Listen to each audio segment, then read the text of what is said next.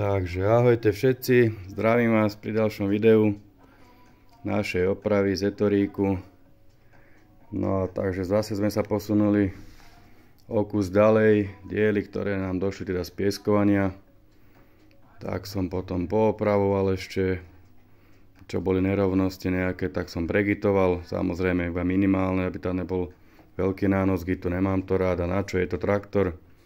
Nie je to žiadne auto, žiadna leščenka, takže myslím si, že aj tak na to, že som není žiadny profi, ani lakírnik, ani nič, že si za to dá sa povedať, že len učím takéto veci, takže ja som s výsledkom spokojný a takže tak toľko k tomu. A ešte teda chcel som, že budem natáčať aj popri robote nejaké video, no ale poviem pravdu, mal som riky upatlané, telefón som mal úplne inde, lebo však to keď som aj brúsil, prach, všetko.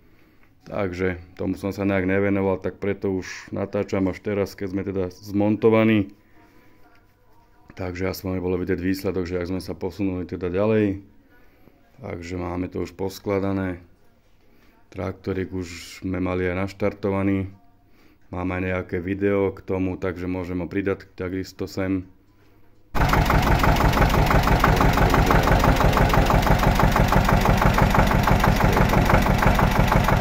Je to striekané, teda potom pieskovaný základnou farbou,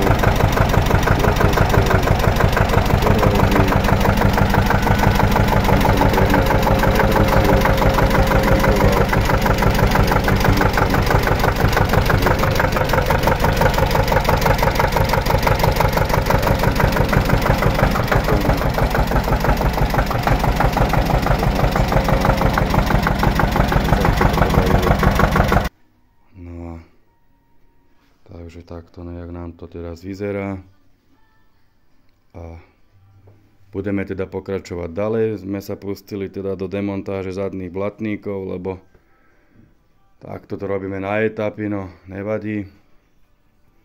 Nemáme nejak na to ani pládzaný, takže by som to rozobral všetko naraz.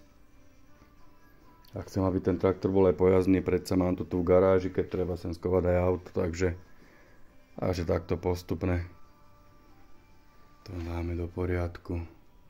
No, takže takto nejak vyzerá to nastriekanie. Tak samozrejme, keď to takto nasvietím úplne pod svetlom, že sú tu ešte nejaké tie nerovnosti, že akože by sa to dalo ešte určite aj lepšie spraviť, ale ja som s tým spokojný, takže nie je to traktor do múzea, je to traktor na také, dá sa povedať, aj nejaké roboty ešte kolo domu a plus nejaká traktoriáda alebo takéto zábavné vozenie, takže není to žiadny kúsok do múzea. No. Takže tak ešte k tomuto teda potom chcem povedať, že tu nás sme, neviem, niekde sme to už tak videli spravené, tak otec mi povedal, však správ tu, lebo vždycky predchádzajúci majiteľ dával túto gumu, keď aj v zime, poviem príklad, štartovala aj baterka keby slabšia, alebo žhaviče nefungujú. Takže tady to, jak sa povie, mu dával čítať noviny.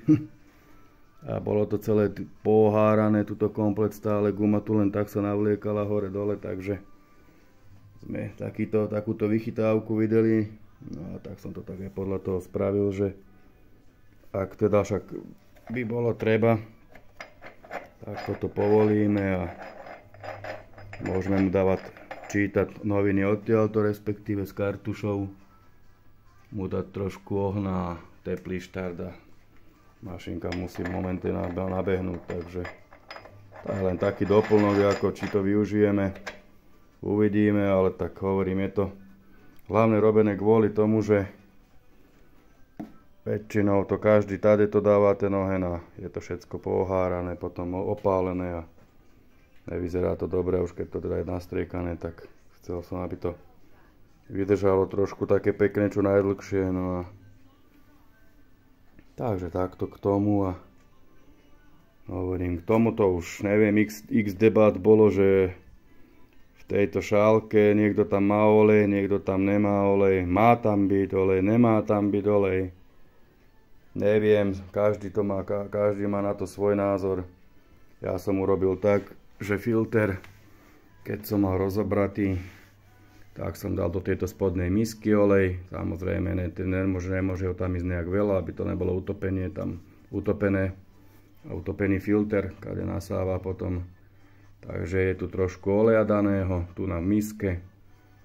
Tým pádom hore do tej šálky sklenej neišiel žiadny olej, tu som vyčistil, zmontoval. Hotovo, vybavené, hovorím, každý má na to svoj názor. Takže to nebudeme už ďalej teda riešiť takéto veci. No a čo ešte som chcel, no čo nás ďalej čaká? Čaká nás, blatníky máme demontované, tie sa pôjdu čistiť, tiež trošku nejaké nerovnosti vyklepať, opraviť. No a začneme teda s touto zadnou časťou, znova sa to rozebere, sedačka dole, batéria von, krabica na batériu, očistiť všetko a keď bude pekné, traktorík pôjde von z garáže, blatníky tie urobím, však tam tie urobím v dielni, kde som striekal aj tieto veci. Takže na tých môžem začať pokračovať pomaly a keď sa nás lepší počasie, momentálne nám prší vonku, takže za jedno je to aj dobre, že človeka to neláka von do záhrady, takže môžeme sa tuto venovať zetoríku ešte a takže potom keď sa nám vyčasí, traktorík pôjde von, kolesá sa dajú dole, predná časť sa pozakrýva, ochráni všetko a teda budeme pokračovať so zadnou časťou, nech to teda už vyzerá tak komplet, ako teda keď sme sa do toho pustili, no. Takže tak pozdravujem vás, majte sa pekne, ak sa vám video páči, respektíve teda celá séria videí, kľudne dajte odber, dajte like, bude aj prekvapenie, keď sa dorobí tento traktor, nebudem zatiaľ prezrádzať, tak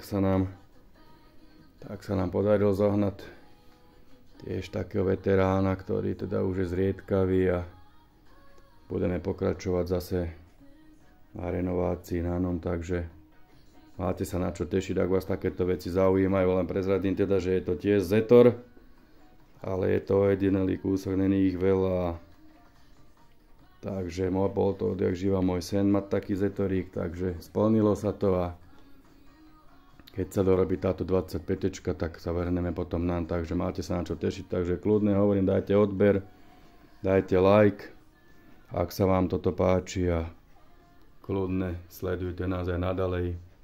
Takže vás pozdravujem všetkých. Majte sa pekne. Čaute, ahojte.